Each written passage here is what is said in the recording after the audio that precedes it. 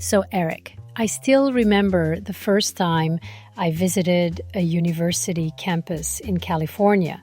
You know, all the palm trees, skateboarders. It was so different from Japan. But honestly, what blew me away was overhearing students chatting about their college loans. Some of them talked about debt bigger than most Japanese mortgages, and they said it so casually. I just stood there, kind of stunned. Yeah, it's wild, isn't it? If you look at the stats from the National Center for Education Statistics, the average annual tuition at a private university in the US is over $39,000 now. And that's just tuition. If you factor in living expenses, books, all of that, the numbers are, well, eye-watering. Totally. The historical perspective is fascinating too. My dad always said back in his time, going to university in Japan meant, okay, this is a clear, affordable step toward a stable future. But in America, the price tag has grown so fast, way beyond inflation. Why do you think people keep paying? I think a lot of it comes down to this idea that college is always an investment in yourself. But I'm not convinced that's universally true.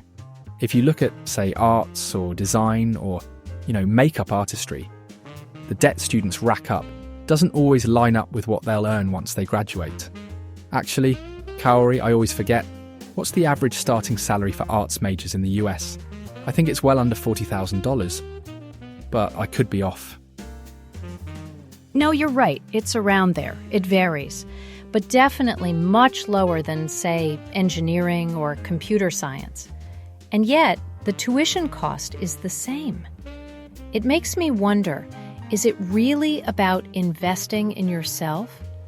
Or is it more like investing in an expensive lottery ticket? Yeah, sometimes it feels more like a gamble than a guaranteed return. And that pressure to just go to college no matter what, it's intense. Which I guess brings us right into our next point. Is everyone really making this choice for themselves? Funny you mention that. One of my American friends told me pretty much everyone in his high school treated college like something you just had to do. Not going, he said, wasn't even on the table. It honestly wasn't even about what you wanted to study, let alone future earning potential. It was just this big rite of passage. Right, and I think there's such strong cultural and peer pressure fueling that. There are these surveys, Pew and others, that show the majority of American parents still expect their kids to go to a four-year college, regardless of the sticker price. Social expectation is everything. Exactly. Whereas if you look at Japan, there's a lot more nuance. Vocational schools, apprenticeships, and, well, the national universities are heavily subsidised. And if you look at Germany, it's almost the opposite. Vocational tracks are normal, and public universities are low cost or even free to attend. There's not this sense of shame or, you missed out if you don't go. Even Australia, with their public funding and national loan scheme, it actually caps how much you can borrow, and your repayments are tied to your income. The pressure isn't baked in like it is in America. It's kind of freeing, actually. Yeah. So if everyone's just following the crowd in the US, what does that mean for the value of a degree, especially if everyone has one? Let's talk about where prestige fits in these days. Have you noticed all the headlines lately about how the value of Ivy League degrees might be slipping? Forbes, Wall Street Journal, NPR, they're all talking about how employers are starting to care less about where you went and more about what you can do. Oh, yes, and it's not just media buzz. I actually met this amazing designer in Kyoto. He runs a successful studio, did work for high-end brands, the whole thing.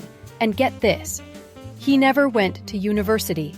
He started out as an intern, learned everything on the job, and built his reputation based on his work, not credentials. It's happening more and more, isn't it? Makes you wonder, if prestige doesn't land you a job automatically anymore, what's the point of going into six figures of debt? Like, if the network and the piece of paper don't guarantee much, What actually matters now?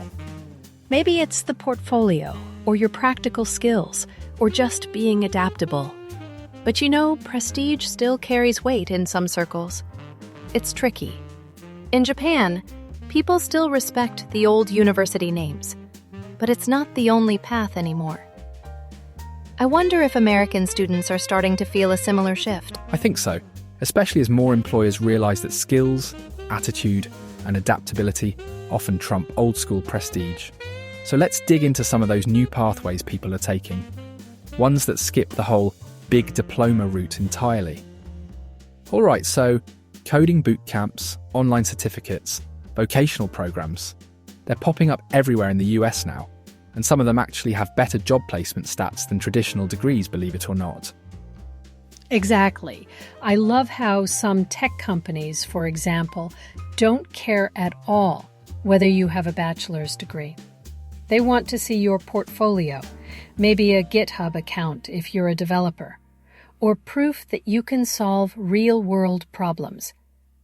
Even in creative fields, startups often hire based on what you've made, not what's on your diploma.